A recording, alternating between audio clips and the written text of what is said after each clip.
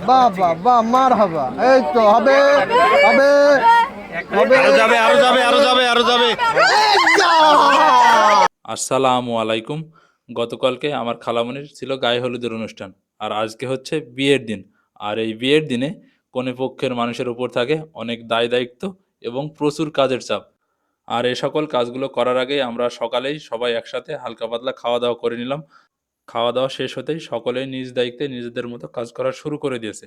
তবে এই কাজ এখন না, সারা রাত ধরে চলছিল। গতকাল রাত থেকেই রাতে গরু জবাই দেওয়া হয়েছে, ছাগল জবাই দিয়েছে এবং সেগুলো পরিষ্কার করে এই যে এতক্ষণে কাটাকাটির কাজ শুরু হয়েছে। আর গ্রামের বিয়ে মানে হচ্ছেই এক অন্যরকম আনন্দ। এখানে পাড়া প্রতিবেশী, আত্মীয়স্বজন সকলেই নিজ দায়িত্বে আনন্দের সাথে বিয়েবাড়ির সমস্ত কাজগুলোই তারা করে থাকে। আর আজকের বিয়েতে ৬ থেকে ৭০০ মানুষের খাবার-দাবারের আয়োজন করা হবে। তবে এখানে মজার একটা বিষয় হচ্ছে, গ্রামের বিয়েতে কখনোই বাহির থেকে শেফ বা রাঁধুনি নিয়ে আসা হয় না। এখানে পাড়া প্রতিবেশী, আত্মীয়স্বজন সকলেই নিজ দায়িত্বে হাতে হাত লাগিয়ে সমস্ত কাজগুলো নিজেরাই করে থাকেন। আর বাপ চাচারা রান্নার কাজে ব্যস্ত থাকায় আমরা ভাইয়েরা মিলে নাস্তার ব্যবস্থা করছিলাম। নাস্তায় রাখা হয়েছিল একটি করে আপেল, কেক, একটি করে প্যাটিস আর একটি করে মিষ্টি। আর এ সকল কাজগুলো শেষ করতে না করতেই এদিকে বরের গাড়ি চলে এসেছে। আর বরকে গাড়ি থেকে নামিয়ে গেটে যে সকল আনুষ্ঠানিকতা থাকে সেগুলো করা হচ্ছিল। সবাই তালে হবে। সবাই তালি দিয়ে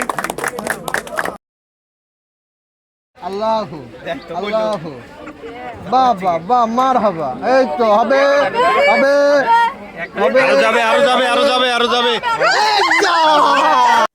গেটের পর্ব শেষ করে সকলকে টেবিলে বসিয়ে দিয়ে একে একে করে নাস্তা দিয়ে দেওয়া হলো। তো নাস্তা শেষ করেই নামাজ টাইম হয়ে গেছিল। সকলে চলে গেছিলাম নামাজ পড়তে। নামাজ শেষ করে এসেই কাজী দ্বারা বিয়ের কাজ সম্পন্ন করা হলো। বিয়ের কাজ শেষ হতেই আবারও শুরু হলো খাবার দাবারের আয়োজন।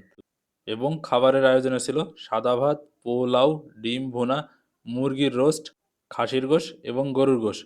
আর সেই সাথে আরও ছিল দই, মিষ্টি এবং একটি করে কোমল পানি।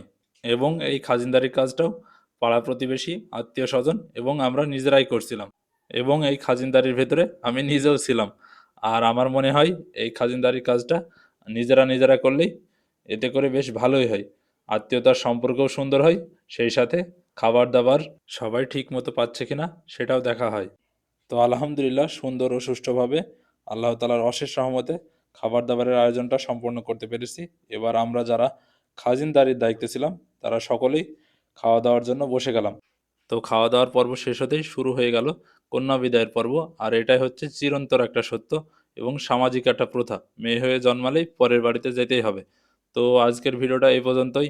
সবাই আমার খালামণির জন্য দোয়া করবেন। তাদের এই নতুন জীবন সুন্দর ও সুখময় হোক।